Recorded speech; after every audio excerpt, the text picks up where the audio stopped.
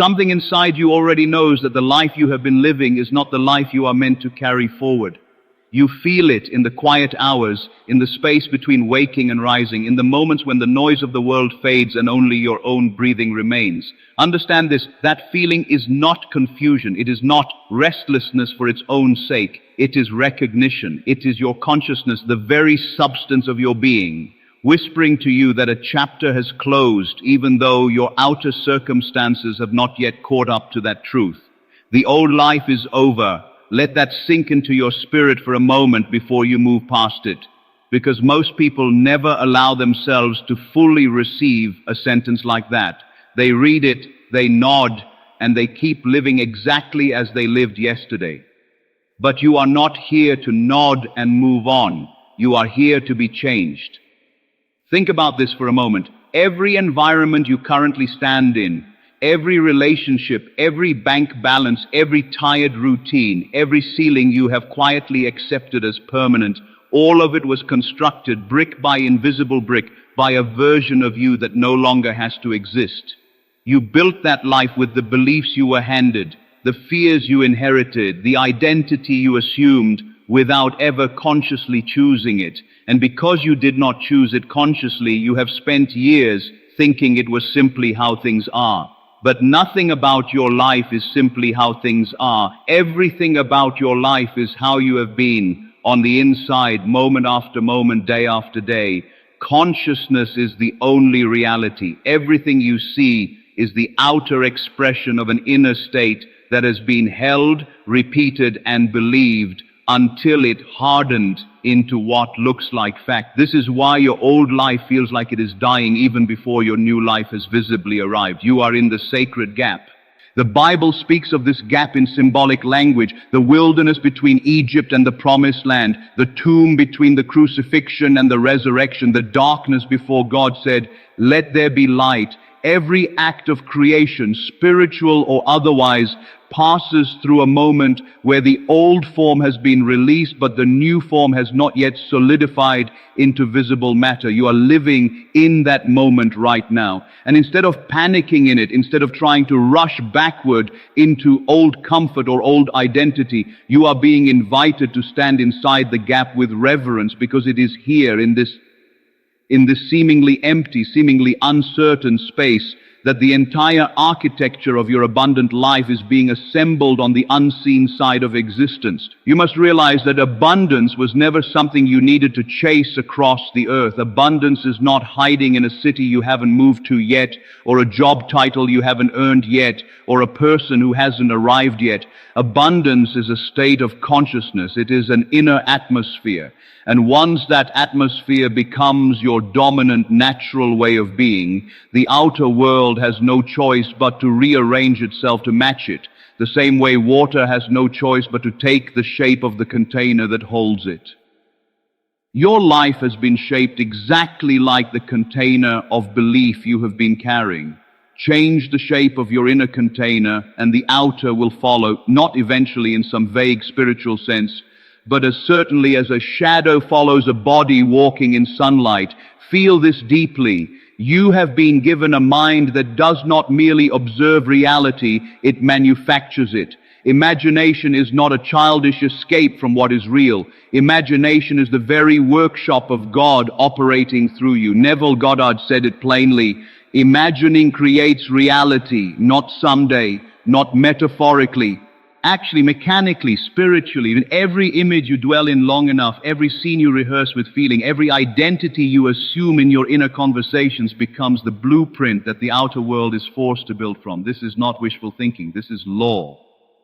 The same unshakable law that governs the turning of the planets and the growing of the seed governs the movement from inner assumption to outer form. You are not asking the universe for a favor when you imagine your abundant life. You are giving the universe its only possible instruction. Let this settle within you. Most people spend their entire lives responding to the world instead of authoring it. They see a bill and feel lack. They see an empty inbox and feel forgotten. They see silence from someone they love and feel abandoned. And so they conclude that this is simply their reality, unaware that they are the ones perpetually re-signing the contract with that reality every time they emotionally agree with it. Every time you feel poor while looking at your bank account, you are not describing your circumstances, you are renewing them. Every time you feel unworthy while imagining your dreams, you are not protecting yourself from disappointment. You are guaranteeing the very disappointment you fear. The outer world is not indifferent to your inner world. It is obedient to it. Understand this. Your old life required you to believe you were small, limited, behind schedule, unlucky, unseen, or unworthy of ease. And for a season, that belief may have even felt protective, because a limited identity asks very little of you and blames the outside world for everything that goes wrong. But you did not survive everything you have survived just to remain small forever. You are being called now, in this very moment, to release the identity that made your old life possible, because a new identity is required to carry a new life. This is the deepest secret hidden inside every spiritual tradition that has ever spoken of rebirth. You cannot pour a new wine into an old wineskin. The container of who you believe yourself to be must expand, or the abundance you are asking for will have nowhere to land. Consider this. Abundance is not only about money, although money is one of its most visible expressions. Abundance is a total state. It is abundance of peace, abundance of energy, abundance of loving relationships, abundance of opportunity, abundance of creative ideas, abundance of time, abundance of health, abundance of joy that does not depend on external permission. When your inner world is starved, every one of these areas feels starved along with it, even if on paper your life looks fine. And when your inner world becomes rich, rich in identity, rich in self-concept, rich in the quiet assumption that you are already whole, every one of these areas begins to bloom, sometimes gradually, sometimes with startling speed, because the outer world is simply the mirror, and a mirror cannot argue with the one standing in front of it. Notice what happens when you stop asking, how will this happen, and instead start living from the feeling of this has already happened. Something shifts immediately in your body. The desperation drains out of your energy. You stop grasping, you stop chasing external validation for a life you have not yet fully claimed inside. This shift is not a trick of positive thinking. It is the fundamental mechanic of manifestation itself.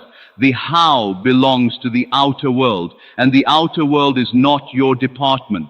Your department, your only true jurisdiction, is the inner world. The feeling, the assumption, the identity you occupy in the private theater of your own mind. Once you have mastered the assumption, the mechanics of the how will organize themselves through people, circumstances, timing, and coincidences that will look from the outside like miracles, but which you will recognize from the inside as simple cause and effect. Imagine for a moment that everything you have been waiting for is not being withheld from you. It is being withheld from the version of you that believes it must be earned through suffering. The old story taught many of us that abundance is a reward for exhaustion, that rest is laziness, that ease is suspicious, that if something comes too easily, it must not be deserved. But the truth is far gentler than that old punishing narrative. The truth is that abundance flows most freely to the one who has stopped fighting for it and started assuming it. Fighting for something keeps you in a consciousness of lack, because you cannot fight for what you already believe you have. The moment you begin fighting, you have already confessed on the level of feeling that it is not yet yours. And confession on the level of feeling is the only confession that consciousness recognizes. You are not your job title. You are not your bank statement. You are not the sum of the rejections you have experienced or the years that have passed without the breakthrough you have prayed for. You are not late. You are not behind. Time, as your mind currently understands it, is not the master of your manifestation. Consciousness is. There are people who receive in a single season what others wait decades to receive, not because the universe favors them arbitrarily, but because they occupy the identity of already having it long before the evidence arrived. You are being invited into that same identity right now in this very sentence. If you are willing to release your grip on the old timeline your fear has been building for you. The truth is, your subconscious mind does not know the difference between a vividly imagined scene and a physically lived experience. This is not mysticism.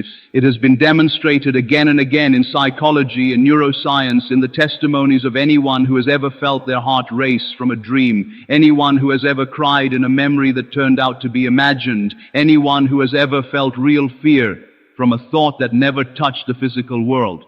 Your subconscious is not interested in facts, it is interested in impressions. And whatever impression is repeated with feeling, whether desired or feared, becomes the seed that eventually grows into your visible experience. This is why the same instrument that has unconsciously built your limitations can, when consciously directed, build your liberation. Let that settle within you. You have been manifesting your entire life. You did not begin manifesting today. Every circumstance you are currently standing in was manifested unconsciously by years of repeated inner conversation, repeated self-talk, repeated identity. The only difference now is that you are being asked to manifest on purpose, not accidentally, not reactively, deliberately, the way a sculptor deliberately chooses which part of the stone to remove in order to reveal the shape already living inside it. Your abundant life is already living inside the stone of your being. Your task is not to add something foreign to yourself. Your task is to remove the false beliefs that have been covering the abundant self that already exists at your core. Consider the story of the prodigal son for a moment, not as ancient religious history, but as a living psychological map of your own journey. The son who left his father's house represents the part of you that wandered into a consciousness of lack, believing that scarcity was simply the human condition, believing that struggle was inevitable, spending the inheritance of divine identity on cheap imitations of fulfillment. And yet, the moment he decided to return, the moment he remembered who his father was, and by extension who he himself truly was, the father did not require him to earn his way back through years of penance. The father ran to meet him while he was still far off. This is the nature of grace, and grace in the language of consciousness simply means that the moment you inwardly return to the truth of who you are, the universe does not make you wait for permission, it runs toward you. You must realize that your old life is not being taken from you as punishment. It is being dismantled because it was never large enough to hold what is coming. Think of a snake that must shed its skin, not because the skin has failed, but because the creature inside has outgrown it. If the shedding feels uncomfortable right now, if relationships are ending, if old routines feel suffocating, if certain doors that used to open easily now feel firmly shut, this is not evidence that you are doing something wrong. This is evidence that you are doing something right. You are outgrowing a container that was only ever meant to be temporary. The discomfort is not a sign to retreat back into the old skin. It is a sign to trust the process of shedding all the way through to completion. Understand this. The mind loves to interpret uncertainty as danger. It is one of the oldest survival mechanisms you carry, inherited from ancestors who needed to treat every unknown as a potential threat in order to stay alive. But you are not living in a jungle where every shadow hides a predator. You are living in a moment of spiritual transition, and the discomfort of not knowing exactly how your new life will unfold is not a sign that something is wrong. It is simply the sensation of expansion, mistranslated by a nervous system that has not yet learned to recognize growth without labeling it as fear. Feel this deeply. You can teach your body a new language. You can teach your nervous system to interpret uncertainty as anticipation instead of alarm. This alone is one of the quiet miracles of a transformed inner state. Allow yourself to see just for a moment the life waiting for you on the other side of this shedding. See it not as a fantasy far removed from you, but as a memory you simply have not lived yet. See yourself moving through your days with a settled sense of having enough, being enough, and knowing more is always available. See the version of you who no longer flinches at unexpected expenses because a deep inner knowing has replaced anxious scarcity. See the version of you who receives compliments, opportunities, and love without the reflexive need to deflect or minimize them. See the relationships that reflect mutual respect instead of quiet tension. See the work that feels like an expression of your gifts rather than a cage built around your hours. This is not indulgent daydreaming. This is the exact spiritual technology that Neville Goddard called living in the end, assuming the feeling of the wish fulfilled until it becomes so familiar to your nervous system that your outer life has no choice but to catch up to the identity you have already claimed on the inside. The kingdom of God is within you. This is not a poetic phrase meant to comfort you in hard times. It is a precise spiritual instruction. It means that the source of every external kingdom you could ever wish to build, wealth, health, love, purpose, originates from an internal kingdom that you alone govern. No one else can enter that kingdom and rearrange its laws. No parent, no critic, no past failure, no cultural conditioning holds ultimate authority over the throne room of your own consciousness unless you hand them the crown. And many of us, without realizing it, have spent years handing our crown to circumstances, to other people's opinions, to inherited fears passed down like family heirlooms nobody actually wanted. Today is an invitation to reclaim that crown, not aggressively, not with resentment, simply with quiet, unshakable authority, the authority of someone who has remembered who they actually are. You are not a victim of your circumstances. You are the unrecognized author of them. This truth can feel uncomfortable at first because it removes the comfort of blame, but within that discomfort is the greatest freedom you will ever be offered. If your inner state has created your outer circumstances, then a change in your inner state can create new circumstances. You are not waiting on the economy. You are not waiting on someone else's permission, forgiveness, apology, or approval. You are not waiting on luck, timing, or fate. You are only ever waiting on yourself to fully occupy the identity of the person to whom your desires naturally belong. The moment you do, the outer world begins its quiet, obedient rearrangement. The way iron filings rearrange themselves the instant a magnet is introduced beneath the paper. It is not effort, it is alignment. This is why so much conventional advice about achieving abundance misses the deeper truth. It tells you to work harder, to hustle relentlessly, to grind through every obstacle with sheer willpower. And while discipline certainly has its place, no amount of external effort can permanently override an internal identity that still secretly believes it is unworthy of ease. You can work 18-hour days while whispering to yourself that you are always behind, and you will simply create an exhausted version of the same lack you started with, dressed up in busyness. True transformation does not begin with doing more. It begins with becoming someone new on the inside and allowing the doing to flow naturally from that new identity rather than from anxious compensation for an old one. Let that sink into your spirit. The moment you truly become, in your own private inner conviction, the person who already lives the abundant life you desire, you will find that inspired action arrives effortlessly. You will not need to force yourself to network, to create, to reach out, to try. You will simply feel moved, the way water is moved downhill, not by struggle, but by the natural pull of its own nature. This is the difference between action taken from lack, which is heavy and exhausting, and action taken from identity, which is light and almost joyful, even when it requires effort. The external behavior might look similar from the outside, but the internal experience and therefore the results it produces are worlds apart. Consider this. Every great spiritual teacher across every tradition has whispered some version of the same secret. Assume the feeling of your wish fulfilled and observe the technique. Ask, believe you have received and it shall be given. Whatever you bind on earth is bound in heaven, and whatever you loose on earth is loosed in heaven, meaning whatever state you hold and declare within your own consciousness becomes the pattern that heaven, the unseen realm of pure potential, organizes itself around. These are not separate philosophies competing for your allegiance. They are the same eternal law, translated through different languages, different centuries, different cultural symbols, all pointing to the identical truth. Your assumed state of consciousness is the single unbroken thread that determines your entire experience of reality. Feel this deeply. You were never meant to spend your entire life negotiating with scarcity.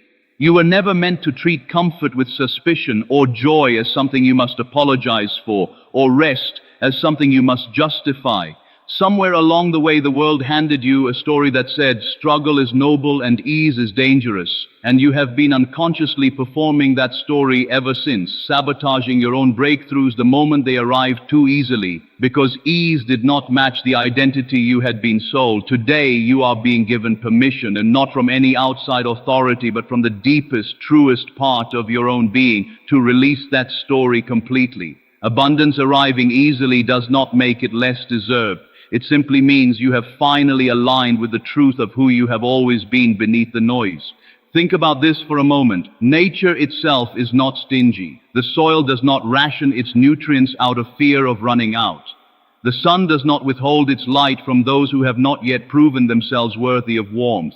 Abundance is the natural state of the universe, visible everywhere you actually look, in the uncountable stars, in the endless variety of species, in the sheer excessive creativity of a single flowering tree that produces far more blossoms than it will ever need to reproduce. Scarcity is not a law of nature. Scarcity is a story of the human mind, inherited, repeated, and mistaken for truth.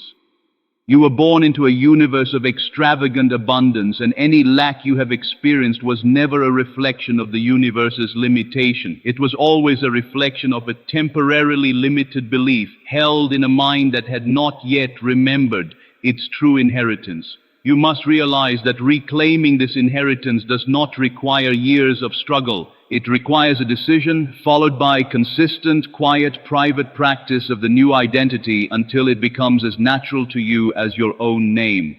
Each night before sleep takes you, you can imagine scenes that imply the fulfillment of your desires. Not the desire itself stated as a wish, but a small specific scene that would only make sense if the wish had already come true. A conversation of gratitude. A quiet, satisfied glance at your surroundings, a message received with joy rather than surprise. Neville Goddard called this technique revision and controlled imagination, and though the language may sound intricate, the essence is beautifully simple. You are simply choosing on purpose what impression you leave upon your own subconscious before it does its unseen work through the night and through the days that follow. Allow yourself to see how much of your life has been shaped by impressions you never consciously chose. Impressions absorbed from a difficult childhood conversation, a careless comment from someone who did not know their own power over your young, impressionable mind, a culture that measured your worth by your productivity instead of your presence. None of this was your fault. But healing it and outgrowing it is now entirely your responsibility, because no one else holds the keys to your inner kingdom. This is not a burden. This is the most empowering truth you will ever receive, because it means the work of transformation is entirely within your reach, right now, without needing anyone else's cooperation, permission, or timeline. Notice what happens when you begin speaking to yourself the way you would speak to someone you deeply love and deeply believe in. Notice the subtle but undeniable shift in your posture, your breath, your willingness to try again after disappointment. This is not a small thing. This is the beginning of the identity shift that precedes every visible manifestation. Your outer life cannot rise higher than the self-concept you privately hold about your own worth, capability, and belonging. Raise the self-concept, and the outer life eventually has no choice but to rise to meet it, sometimes suddenly, sometimes through a series of small, undeniable signs that quietly confirm you are no longer the person you used to be. The truth is, divine timing is not a delay tactic designed to test your patience. Divine timing is simply the natural interval required for an inner state, once fully assumed, to crystallize into outer form, the same way a seed does not resent the darkness of the soil before it becomes a visible sprout. If your desire has not yet appeared, this does not mean it is being denied. It may simply mean the seed is still doing its unseen work beneath the surface, and your task in this interval is not anxious watching, not constant digging up of the soil to check on its progress, but steady, trusting cultivation, continuing to assume, continuing to feel, continuing to act from the identity of the one who already has, while the unseen realm completes its side of the process on a timeline you are not required to control. Let this settle within you. The moment you stop demanding proof before you believe and instead offer belief before the proof arrives, you step into what the ancients called faith and what modern seekers call the law of assumption. Faith is not blind hope. Faith is inner knowing so complete that outer evidence becomes irrelevant to your emotional state. This is the mountain-moving faith spoken of in the old scriptures, not a wish whispered with fingers crossed, but a settled, unshaken conviction that operates independently of visible circumstances because it understands that consciousness, not circumstance, is the true architect of reality. You are being called right now in this very moment to become someone new. Not to add abundance onto the old identity like a coat thrown over old clothing, but to actually become, at the level of self-concept, the person for whom abundance is simply the ordinary, unremarkable backdrop of daily life. Feel what it would be like to no longer be surprised by good things arriving. Feel what it would be like for ease, opportunity, love, and provision to feel completely normal to you, rather than exceptional, rare, or lucky. This shift from surprise to expectation is one of the clearest signs that your inner identity has genuinely transformed, because you cannot manifest at a level of consciousness your feelings still consider miraculous or unlikely. You must come to consider it simply true. Consider this final truth, though the journey itself never truly ends. You did not pick up this message today by accident. Somewhere inside you, a decision has already been made. Somewhere inside you, the old identity is already loosening its grip, even if your outer circumstances have not yet visibly shifted. Trust that inner movement. Protect it from the doubt of those around you who have not yet chosen to expand their own consciousness. Protect it from your own old thought patterns that will try, out of pure habit, to pull you back into familiar limitation. Every single day, return to the feeling of the life you are becoming. Every single night, fall asleep in the identity of the one who already has what they once only dreamed of. And slowly, then suddenly, the outer world will simply agree with you, because it always does, because it always has, because that has been the law since before you ever doubted it. There is something else you must understand before this journey can fully take root within you, and it has to do with the way you speak, not only to others, but to yourself, in the endless private conversation that runs beneath every waking moment of your day. Think about this for a moment. How many times have you casually said, "I can never afford that," or "nothing ever works out for me," or "I'm just not the lucky type," never realizing that each of these small throwaway sentences was actually a prayer, a vote cast into the unseen realm of your own consciousness, shaping the very reality you would later call fate. The subconscious mind does not distinguish between a passing complaint and a solemn vow. It takes every repeated declaration at face value and begins constructing circumstances to justify it. This is why the words you use about your life are never neutral. They are either building your prison or building your palace, sentence by sentence, day by day, whether you are paying attention or not. Understand this: reprogramming your speech is not about forcing yourself to say things you do not yet believe. Empty affirmation